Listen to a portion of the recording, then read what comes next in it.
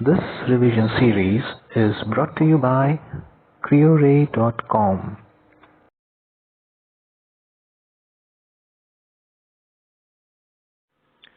Go to www.CREORAY.com.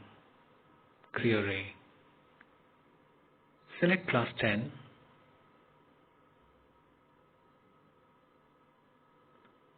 Select chapter 2 polynomials. Choose concept number. What shall we do? Let's do cubic polynomials. Number 6, cubic polynomials. Start. So again, I'll not be going through all of the material here because this is a revision series. Let's see this. A cubic polynomial has a degree of 3. P of x is ax cubed plus bx squared plus cx plus d. And you'll have 3 kinds of roots: alpha, beta and gamma.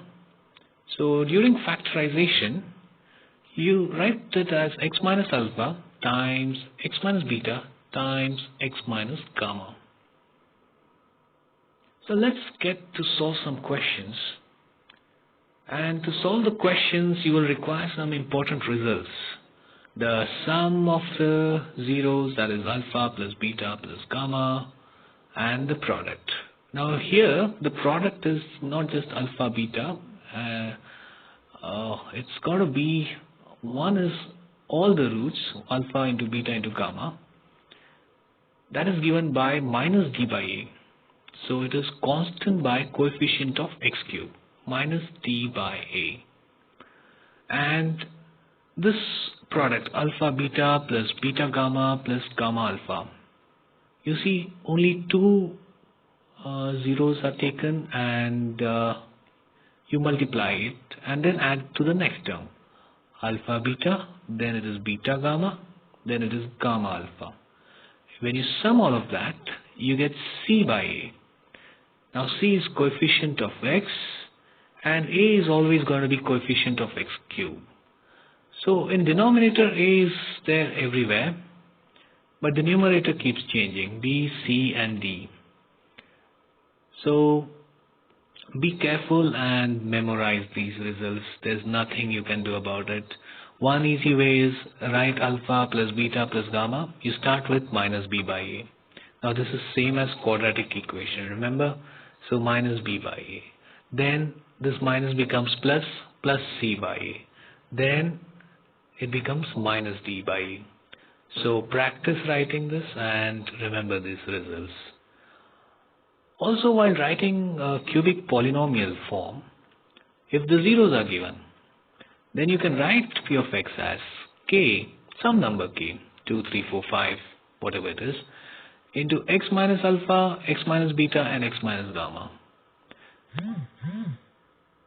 So you can write it as x minus alpha, x minus beta and x minus gamma. Let's solve a few questions using this results that you must memorize. So solve question. 2 of the zeros of the cubic polynomial p of x equals 3x cubed minus 5x squared minus 11x minus 3. This is the polynomial, and 2 of the zeros are 3 and minus 1. Find the third zero. Okay, now you are given 2. Let's say alpha is 3 and beta is minus 1.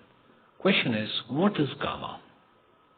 Now here, you can use that property of sum of alpha plus beta plus gamma and the product rule alpha beta gamma to solve for it and find it out.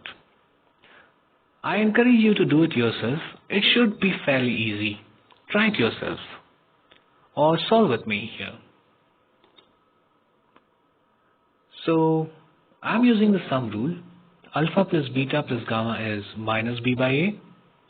So what is b here? B is minus 5.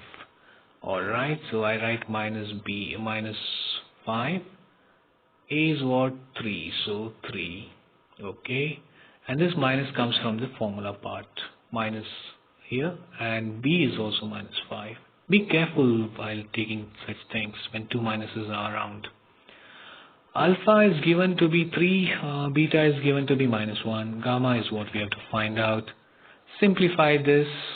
So this is 2 here, this is 5 by 3, gamma is 5 by 3 minus 2. Do your working. What do you get? Minus 1 by 3. So gamma is minus 1 by 3. So if you don't make any mistake in this minus signs, you remember this result. This question is simple and it will carry 2 marks. I think you can do such questions. Okay, I'll show you another way of solving the question.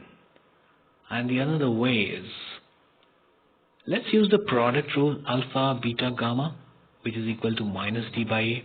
You remember this result? Now, alpha is 3, beta is minus 1, and gamma is what we have to find. This minus is from the formula. D by itself is minus 3. I write it in brackets. And a is this 3x cubes 3. Now one tip here is alpha and beta, they are not zeros, not equal to 0. If any one of them was 0, this whole thing will become 0 and you cannot solve it. So this is an easy way, but you can use this product rule when any of the zeros is actually not the 0. Because if alpha, beta, gamma becomes 0, you cannot use this formula. You'll have to go back to the sum rule formula as we solved earlier.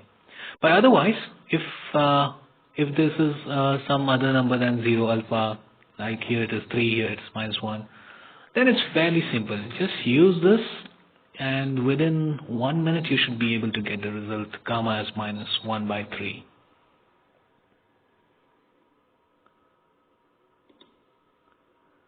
Okay, here's the next question.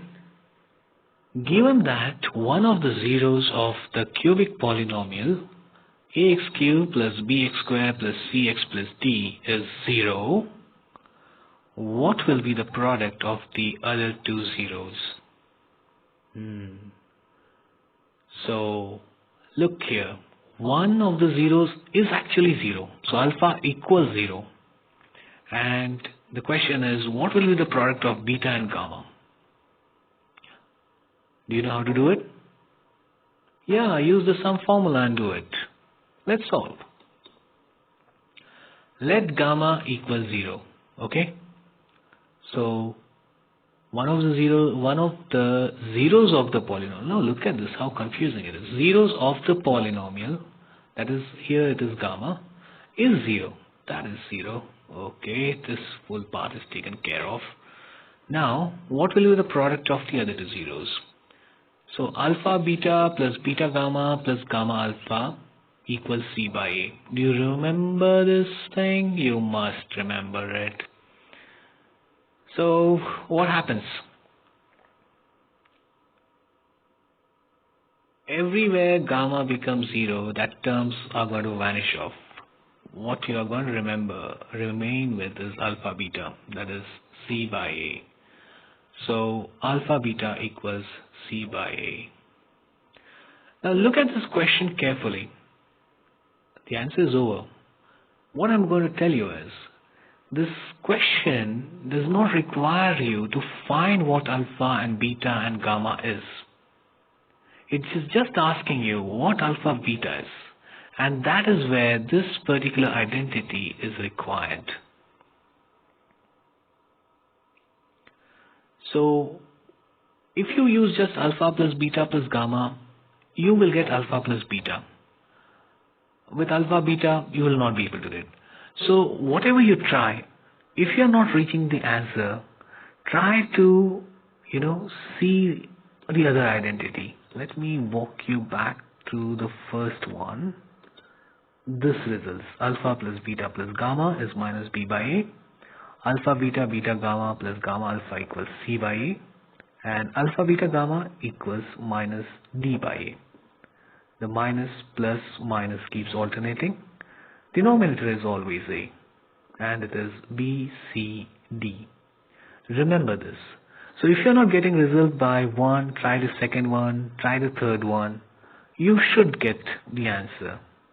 If you're not getting the answer, leave that question out. Move to a next question in examination.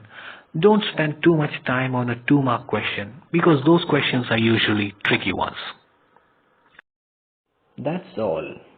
Until next time, happy studying.